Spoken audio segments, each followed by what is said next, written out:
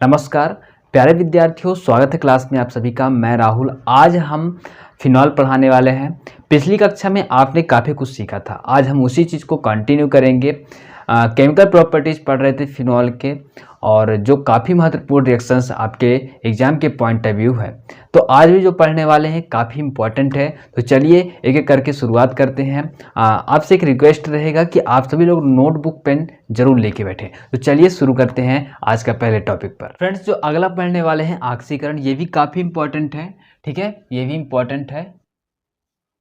चलिए, तो इसको ऑक्सीकरण में क्या पढ़ेंगे हम? इसमें तीन प्रकार के ऑक्सीकरण पढ़ेंगे। ठीक है, जो पहला है हम ऑक्सीकरण जो होगा वायुमंडल के साथ। ठीक है, वायुमंडल के साथ। ठीक है, वायुमंडली पढ़ेंगे।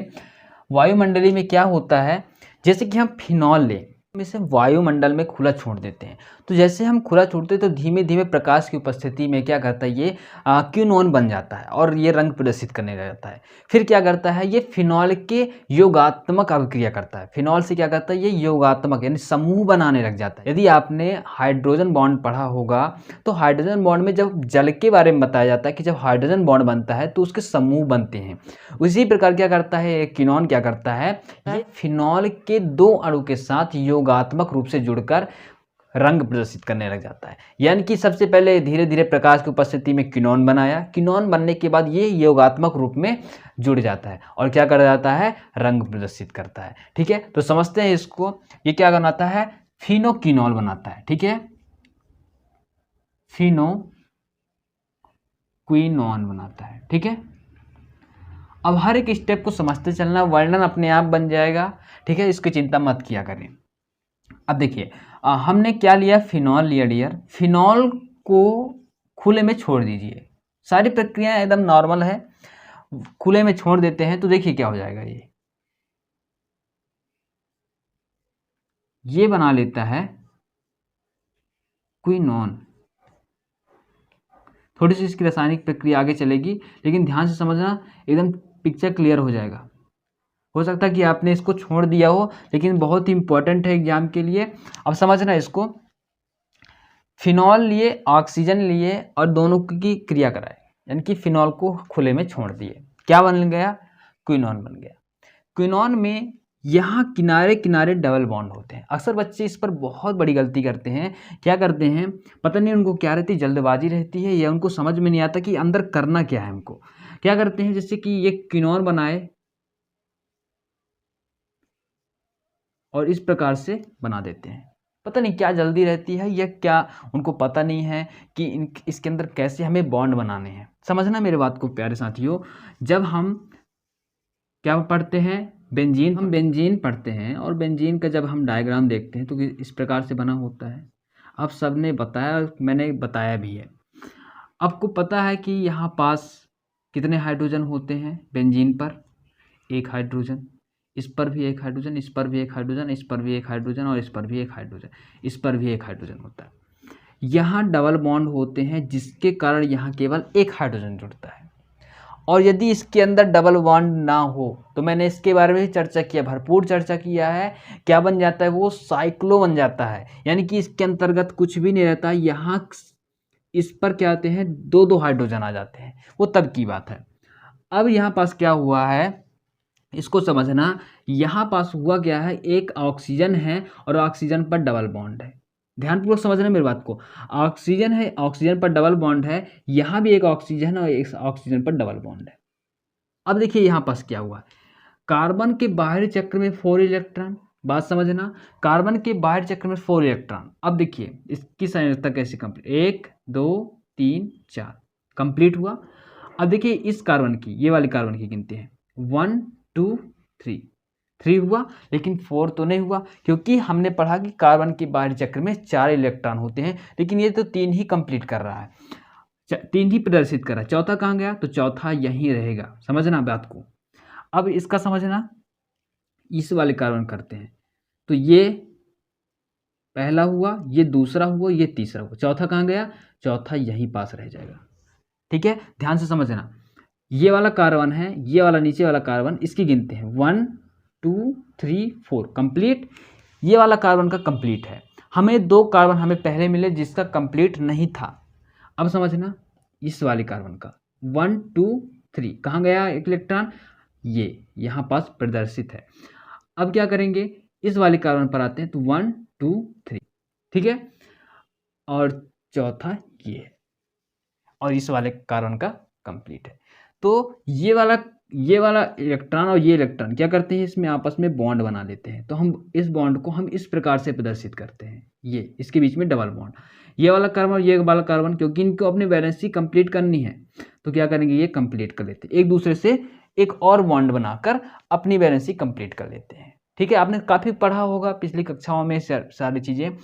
तो इसलिए किनोन पर क्या बनते हैं, इस प्रकार के डबल बॉन्ड बनते हैं। ठीक है, अपनी मर्जी से चीज़ें मत बना दिया करें, थोड़ी सी इन चीज़ों को ध्यान से सब कंप्लीट किया करें। ठीक है, तो ये बहुत ही महत्वपूर्ण चीज़ मैं बताया, इसकी स्क्रीनशॉट जरूर ले लें। ठीक है, ये किनोन है, पहले आप इसका स्क्रीनशॉट लें और समझें। ठीक है, अपने से बनाने का भी प्रयास करें, इसको लिखें, पहले स्क्रीनशॉट लें इसका। काफ़ी इंपॉर्टेंट चीज़ मैं बता रहा हूँ। भले ही आपको लग रहा हो कि बहुत ही छोटा चीज़ है, लेकिन बहुत ही इंपॉर्टेंट रखता है जब आप एग्जाम में जाते हैं। अब सब कुछ लिख आइए ना, और यहाँ पास जैसे डबल बॉन्ड से गोला बना दी, रिंग बना दिए, तो वहाँ पास गलती हो जाती है। ठीक है, क्योंकि ये यहाँ पास क्या हो रहा है, इलेक्ट्रॉन रिंग के रूप में नहीं घूम रहे हैं। इलेक्ट्रॉन यदि रिंग के रूप में घूमते तो कैसा होता, जैसे आप बेंजीन पर देखते हैं, बेंजीन पर क्या देखते हैं, ये देखते हैं, ये ऐसा बॉन्ड देखते हैं, किसी प्रकार से भी बना सकते हैं, ऐसे बना दिए हमने। ठीक है, या फिर आप इस प्रकार से भी बना सकते हैं, इस प्रकार से, इसलिए हम बेंजीन को इस प्रकार से भी प्रदर्शित कर देते हैं। ठीक है, तो थोड़ी सी चीज़ों को अंतर करें तो ज़्यादा बेटर होगा। इसके स्क्रीनशॉट ले, फिर हम आगे बढ़ते हैं। ठीक है,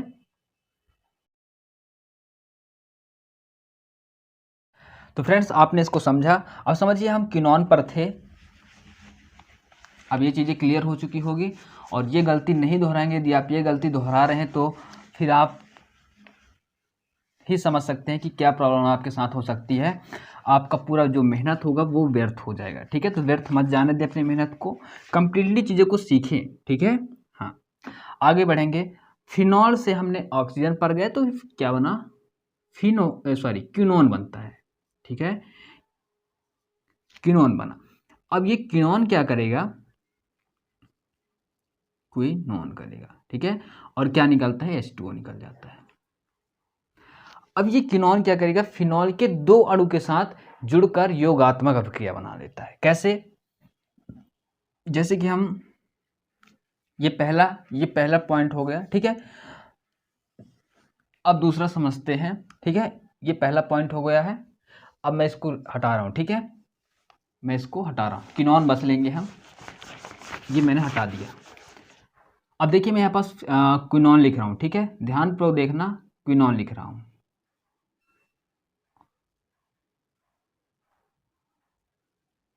ये है क्विनोन। मेरे प्यारे विद्यार्थियों समझना, ये क्विनोन है। अभी हमने इसके पहले जो पढ़ा था वो किनोन था, और ये भी क्विनोन है। उस वाले में और इस वाले में क्या अंतर है, अंतर कुछ भी नहीं है। अंतर यह है कि वहाँ पास जो बना था वो क्या था, ऊर्ध्वाधर था, ऊर्ध्वाधर था, और यहाँ पास हमने क्या कर दी, इसे क्षैतिज, यानी कि ऊर्ध्वाधर को हमने क्षैतिज में लिख दिया। ठीक है, केवल इतना किया। अब ये क्या करेगा, फिनॉल के 2 अणु, हम फिनॉल के 2 अणु बना लेते हैं। यहां पास फिनॉल के 2 अणु बनाऊंगा मैं। ठीक है, एक यहां लिख देता हूं, एक क्विनोन है, क्विनोन। ठीक है, और एक फिनॉल मैं यहां लिख देता हूं। अब इसके साथ जुड़कर ये क्या करता है, योगात्मक अभिक्रिया बना लेता है। यानी कि ये प्लस जो है, ये प्लस है, जुड़ ही जाता है। कैसे जुड़ता है, देखना, कुछ नहीं किया इसमें, सेम पूरा चीज प्रोसेस वही होगा। ये OH हमने लिख दिया, बस जो प्लस यहाँ पास बने हैं इनके बीच हमें छोटे छोटे डैश डैश लगाने हैं। ठीक है, और O जुड़ जाएगा।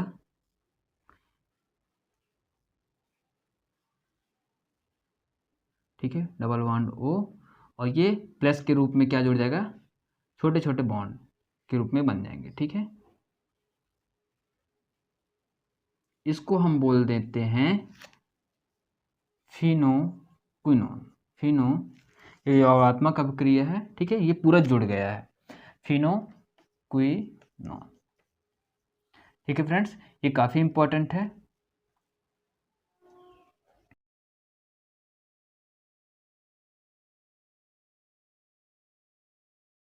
अब इसका वर्णन बहुत ही आसानी से कर सकते हैं। क्या लिखेंगे, जैसे कि हमने फिनॉल को खुली हवा में छोड़ देते हैं तो वो कीनोन बन जाता है।